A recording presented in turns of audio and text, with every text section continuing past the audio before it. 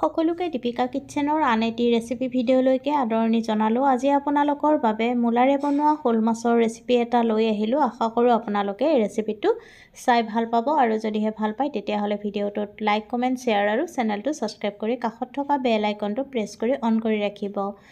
প্ৰথমতে তেলখিনি গৰম কৰি নিমখ হালধি সানি মাছকেইপিচ ভাজি ল'ব আৰু সেই মাছ ভজা তেলতে কাটি লোৱা পিঁয়াজ আৰু জলকীয়াখিনি দি দিব আৰু তাৰপিছত কাটি লোৱা বিলাহী এটা দি প্ৰথমতে 1 মিনিট সময় পিঁয়াজ, বিলাহী আৰু কেঁচা জলকীয়াখিনি ভাজি লৈ ৰুকি লোৱা মূলাখিনি দি দিব লাগিব আৰু মূলাখিনি দিয়াৰ পিছতো ভালকৈ লৰাই ভাজিব লাগিব।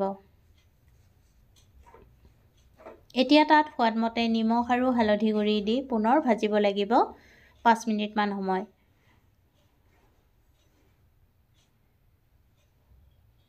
এতিয়া তাত জোখমতে গৰম পানী দি দিব আৰু পানীখিনি দি ভালকৈ মিহলাই উতলাব লাগিব। এতিয়া তাত ভাজি ৰখা মাছকেইপিচ দি দিব আৰু মাছকেইপিচ দিয়াৰ পিছত ভালকৈ উতলাব লাগিব। ভালকৈ 5 মিনিটমান উতলাহি জলখন যেতিয়া ঘন হৈ আহিব তেতিয়া খুন্দি লোৱা আদা আৰু কেঁচা ধনিয়া পাত কাটি দি দিব আৰু তাৰপিছত পুনৰ 2-3 মিনিট উতলাৰ পিছত গেছৰ জুই নুমুৱাই গৰমে গৰমে ভাতৰ লগত পৰিৱেশন কৰিব।